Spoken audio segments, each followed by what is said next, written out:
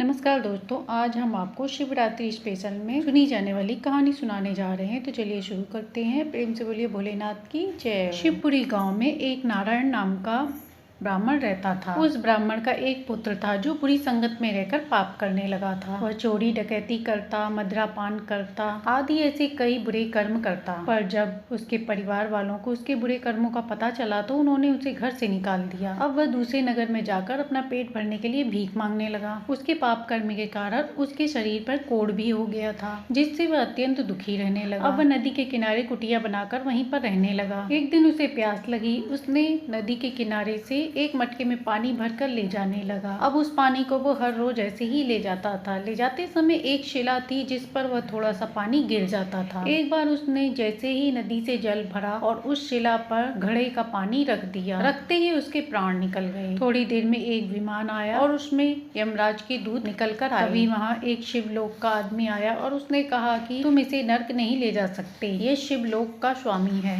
यमराज के पार्षद ने कहा, इसने बहुत पाप किया है, इसलिए ये नर्क भोगने का अपराधी है, इसे तुम शिवलोक नहीं ले जा सकते। तब उस आदमी ने कहा कि हम सब जानते हैं, पर इसने जाने अनजाने में एक वृक्ष के नीचे शिला पर जल चढ़ाया है। और वह शिला नहीं बल्कि शिवलिंग था। जहाँ पे कोई कभी भी जल नहीं चढ़ाता था, वहाँ इसने जल चढ़ाया है। इस पुण्य के कारण इसको शिवलोक ले जाया जाएगा। इसने जाने अनजाने में ही वहाँ पर पूजा कर ली थी। इसके बाद यमराज के पार्षद ने उसे छोड़ दिया और उसे शिवलोक ले जाया गया, जहाँ वह आनंद पूर्वक अपना जीवन यापन करने लगा। अब सुनते हैं दूसरी कहानी। एक समय की बात है, माता पार्वती और शिव जी भ्रमण पर निकले थे। तभी माता पार्वती ने देखा चारों ओर सूखा पड़ा हुआ है। वहीं पर एक बूढ़ा आदमी प्यास से तड़प रहा था। प्यास से तड़पते हुए उस बूढ़े आदमी की मौत हो गई। तभी उसकी बेटी वहाँ आई और बिलाप करने लगी, हे भोलेनाथ, आपने ये क्या कर दिया? हमें किस बात की सजा मिल रही है? क्यों पानी की बूंद के लिए हमें तरसना पड़ रहा है? पार्वती माता अंदर ही अंदर दुखी होने लगी और शिवजी और पार्वती जी दोनों आगे बढ़ती है। थोड़ी दूर पर उन्होंने एक किसान को हल जोतते देखा। पार्वती माता ने कहा, हे प्रभु, इस गर्मी में जहाँ पीने को पानी नहीं मिल रहा, वहाँ वह किसान इस कड़ी गर्मी में इतनी मेहनत कर रहा है। शिवजी ने कहा, हे देवी, इसके पीछे एक तात्पर्य है। वह कार्य इसलिए कर रहा है कि खेत जोतने की आदत उससे छूट न जाए। इसके बाद माता पार्वती को उस पर दया आ गई और उन्होंने उसकी मदद करने की सोची। तब शिवजी ने कहा, नहीं, अभी वह समय नहीं आया, जब समय आएगा तो हम यह कार्य कर देंगे। तब पार्वती माता ने कहा, प्रभु, आपने बहुत दिनों से अपना शंख नहीं बजाया, कहीं ऐसा ना हो आप शंख बजाना भूल जाएं। शिव जी ने कहा, ये क्या कह रही हो देवी, हम अभी अपना शंख बजा देते हैं। यह सुनकर पार्वती माता मन ही मन मुस्कुराई, क्योंकि वह अच्छे से जानती थी कि जब शिव जी का शंख बजेगा तो वर्षा होना निश्चित है। फिर उन्होंने महादेव जी से कहा और फिर शिव जी ने अपना शंख निकाला और बजाने लगे। शंख की आवाज सुनकर पृथ्वी खेल उठी, पक्षी चहचहाने लगे और बादल भी इतने खुश हुए कि छम छम बरसने लगे और पृथ्वी लोक पर जोर से बारिश होने लगी। यह देखकर सब लोग बड़े खुश हुए और महादेव और माता पार्वती के जयकारे लगाने लगे। महादेव जी भी समझ गए थे कि यह सब पार्वती माता ने जानबूझकर किया है, लेकिन इसमें उनकी दया भावना छिपी हुई थी, इसलिए उन्होंने माता पार्वती से कुछ नहीं कहा और यह देखकर मुस्कुराने लगे। अब सुनते हैं तीसरी कहानी। एक समय की बात है, माता पार्वती अपने मायके जाना चाहती थी, तो शिव जी ने कहा कि हे देवी, यदि आप अपने मायके चली जाएंगी तो मेरी सेवा कौन करेगा, मेरे लिए भांग कौन घिसेगा और मैं कैलाश पर अकेले कैसे रहूंगा? तुम्हारे बिना यहाँ रहना मुश्किल है। तब माता पार्वती भगवान शंकर से बोली, हे स्वामी, मैं इस बार अपनी सहेलियों के साथ सावन का त्योहार मनाना चाहती हूँ। मैं अपनी सहेलियों के साथ झूला झूलूंगी, हाथों में मेहंदी लगाऊंगी। तब शंकर जी ने कहा, हे प्रिय, तुम वापस कब आओगी? यदि मैं समय बताकर जाऊंगी तो उतने ही समय पर मुझे वापस आना पड़ेगा, इसलिए मुझे कोई ऐसा उपाय सोचना चाहिए जिससे प्रभु को मेरी याद ना आए, जिससे मैं ज्यादा से ज्यादा समय मायके में रह सकूं। तब माता पार्वती ने कहा, हे प्रभु, आप इस पारस पीपल के पेड़ के पत्ते जिस दिन गिन लोगे उसी दिन मुझे लेने आ जाना। शंकर भगवान उस पेड़ के नीचे जाकर बैठ गए। वह माता जी की चालाकी को नहीं समझ पाए। शिव जी ने कहा, ठीक है प्रिय, अगर तुम जाना चाहती हो तो चली जाओ, मायके में कुछ दिन सखियों के साथ बिताकर वापस आ जाना। यह सुनकर गौरा रानी मायके जाने के लिए तैयार हो गयी। जब पार्वती माता जाने लगी तो शिव जी ने कहा, हे गौरा रानी, तुम अकेले ना जाना, मेरे नंदी को साथ लेकर जाना। तब गौरा रानी ने कहा, प्रभु, नंदी को ले जाने की क्या जरूरत है, मैं तो मायके अकेले ही चली जाऊंगी। भगवान शंकर ने कहा, नहीं, नंदी को साथ ले जाओ, जिससे मुझे तुम्हारी चिंता नहीं रहेगी और आप मेरे नंदी की सेवा करना, उसको 4 बार भोजन देना, नहलाना उसकी सेवा करना और ठंडी छाया में रखना, उसको कुछ होना नहीं चाहिए। माता पार्वती ने सोचा यदि मैं नंदी को नहीं ले जाऊंगी तो शिव जी मुझे अकेले जाने नहीं देंगे, इसलिए उन्होंने हाँ कर दी। इसके बाद माता पार्वती नंदी पर बैठकर मायके जाने के लिए तैयार हो गई। माता पार्वती ने सोचा यदि मैं मायके नंदी के ऊपर बैठकर जाऊंगी तो मायके में सब मेरा मजाक उड़ाएंगी। फिर माता पार्वती कुछ सोचने के बाद उस नंदी को एक खंडहर में छोड़ देती हैं और अकेले ही मायके चली जाती हैं। मायके आने के बाद माता पार्वती के दिन बड़े अच्छे गुजर रहे थे। धीरे धीरे समय व्यतीत हो रहा था। एक दिन शंकर जी को माता पार्वती की याद आई। यह सोचकर महादेव ससुराल जाने का निश्चय करते हैं। तभी उन्हें माता पार्वती की शर्त याद आती है कि माता पार्वती ने कहा था कि जिस दिन पीपल पारस के पत्ते गिन लेंगे उसी दिन लेने आएंगे। तब भगवान शंकर उसी समय पारस पीपल के पत्ते गिनने लगे। जैसे ही शिव जी पत्ते गिनते हैं 1 2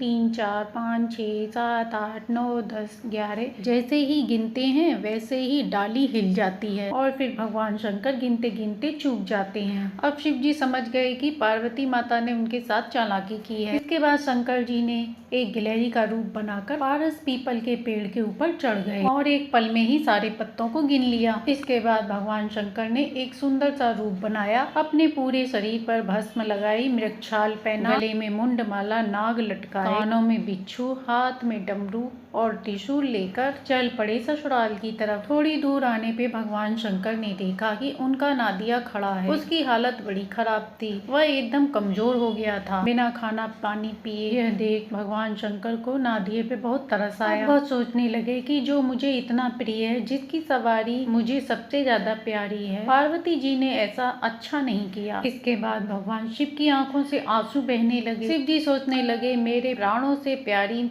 सवारी को छोड़ गई तो वो तो मुझे भी भूल गई होंगी। तब भगवान शंकर ने पार्वती जी की परीक्षा लेने के लिए एक मोची का रूप बनाया और पहुंच गए राजा हिमाचल की नगरी में। उस समय वहां सावन का मेला लगा हुआ था। भगवान शंकर ने अपनी माया से एक मोची की दुकान खोली और उसमें तरह तरह की जूतियां बेचने लगे। उसमें एक जूती ऐसी रखी थी जो सोने चांदी हीरे मोती से जड़ी हुई थी। तभी वहाँ माता पार्वती अपनी सखियों के साथ मेला घूमने आई और तरह तरह के सामान मेले में देखने लगी। तभी माता की एक सखी ने कहा देखो गौरा रानी, कितनी सुंदर हरी हरी चूड़ियां और लहंगे भी यहाँ बिक रहे हैं। माता पार्वती ने कहा मेरे पास तो पहले से ही ऐसी चीजें बहुत हैं, तुम ही ले लो, मुझे तो कोई ऐसी चीज चाहिए जो मेरे पास पहले से ऐसी ना हो। तभी माता पार्वती को एक तंबू दिखाई दिया जिसमें तरह तरह की जूतियां टंगी हुई। सभी सखियां अपनी मनपसंद की चीजें लेने लगी तो माता पार्वती भी अकेले आगे दुकान पर बढ़ गई। तब माता पार्वती वहाँ गई तो भगवान शंकर ने उनसे कहा आओ आओ भाई साहब मेरे पास आओ, मेरे पास यहाँ ढेर सारी अच्छी अच्छी जूतियां हैं। तब शिव जी ने उन्हें तरह तरह की जूतियां दिखाई जिसमें हीरे मोती जड़ी हुई। तब माता पार्वती ने कहा ये तो बहुत सुंदर है, मैं इसे जरूर खरीदूंगी। तब माता उनकी कीमत पूछती हैं तो वह 1.25 लाख रुपए बताते हैं। तब माता कहती हैं अरे मोची ये तो बड़ी महंगी है, मेरे पास तो इतने पैसे नहीं है। तब भगवान शंकर बोले, तब भगवान शंकर के भेष में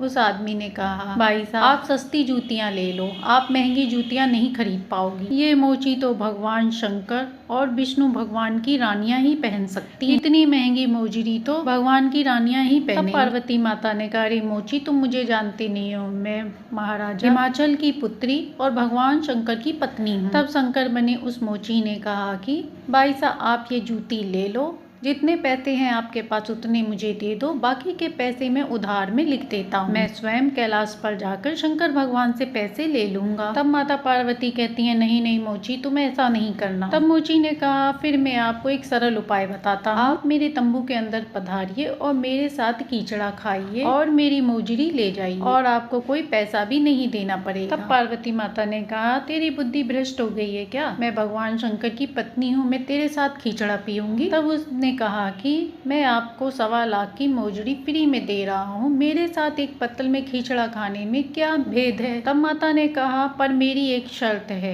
इस बात को तू किसी से मत कहना। तब भगवान शंकर के भेष में मोची ने कहा अरे भाई साहब मैं क्या पागल हूँ जो ऐसी बात किसी से कहूँगा। तब माता पार्वती मोची के साथ अंदर आ गई और एक थाली में खींचड़ा पड़ा हुआ था, फिर दोनों एक ही थाली में खींचड़ा खाने लगे। माता पार्वती ने देखा कि मोची के मुँह से खींचड़ा खाते समय लार टपक रही थी, जैसे ही नंदी खाना खाता है तो उसके मुंह से लार टपकती है। यह देखकर माता नंदी की याद आ गई। तब माता पार्वती ने आंखें बंद करके खींचड़ा खाया और इसके बाद भगवान शंकर मोची के भेष में अपने हाथों से खींचड़ा खिलाने लगे। खींचड़ा खाने के बाद माता पार्वती ने 1.25 लाख की जूतियां पहनी और अपने नादिये को लेने कैलाश पर पहुंच गई। नादिये की हालत देखकर माता पार्वती को बड़ा दुख हुआ। वह सोचने लगी अगर भोलेनाथ को पता चलेगा तो उन्हें बड़ा दुख होगा। फिर माता उसे अपने महल में लेकर आई और अच्छे से नहलाया धुलाया। इसके बाद उसे अच्छे से भोजन कराया। उधर शंकर जी ने पता लगा लिया और देखा कि माता पार्वती नादिये को अपने साथ लेकर अपने मायके चली गई हैं। इसके बाद भगवान शंकर कैलाश पर वापस आ गए और कुछ दिनों के बाद भगवान शंकर पार्वती माता को लेने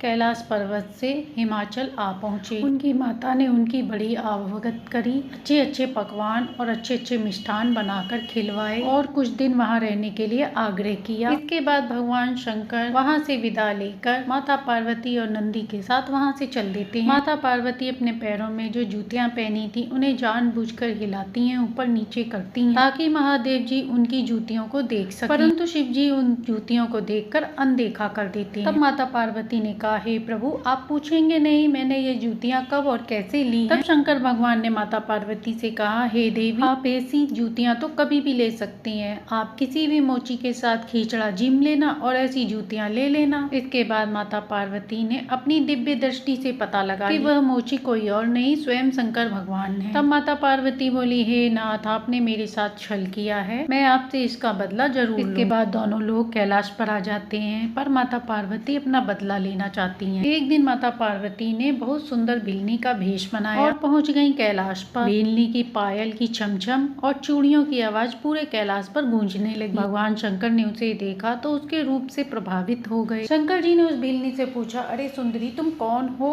तुम्हारे पिता कौन हैं, तुम यहाँ पर क्या कर रही हो। तब भिलनी ने कहा, अरे ओ जटाधारी बाबा मैं तो भीलनी हूँ, पिता का नाम भीमा भीम है और मेरे पति का नाम भवन भील है। सावन का महीना चल रहा है, मैं तो बेलपत्र आंकड़े लेने कैलाश पर आई। तब शिव जी ने कहा, अरे सुंदरी तुम मेरी रानी बन जाओ, मैं तो तुम्हारे सौंदर्य पर मर मिटा हूँ। तब भीलनी बनी माता पार्वती क्रोधित होकर बोल, अरे ओ जटाधारी बाबा आप जानते नहीं मेरा पति उड़ती चिड़िया के रंग गिन लेता है, मैं आपको यहाँ बैठे बैठे भस्म कर देगा। आपके तो पहले ही 2 पत्नियां हैं, एक पार्वती और दूसरी सिर पर गंगा है, और यदि मैं भी आ गई तो आपके कैलाश पर कलेश बढ़ जाएगा। तब शिव जी ने कहा, अरे मैं तुम्हें बावला दिखता हूँ, मैं पार्वती जी को मायके भेज दूंगा और गंगा को प्रवाहित कर दूंगा, तुम अकेली कैलाश पर राज करोगी राज। ओ बाबा मेरा पति तो मुझे कैलाश कंधे पर बैठाकर लाया था, मैं आपके यहाँ कोई ऐसी वैसी सवारी पर नहीं चढ़ूंगी और अभी थोड़ी देर में आएगा और मुझे कंधे पर बैठाकर लेकर जाएगा। तब भगवान शंकर ने कहा, अरे सुंदरी ऐसी क्या बात है, तू कहे तो मैं तुझे अपने हाथों पर बैठा लूं। तब माता पार्वती बनी भीलनी ने कहा, हाथ कंगन को हाथी क्या और पढ़ने वाले को फारसी क्या, अभी बैठाओ।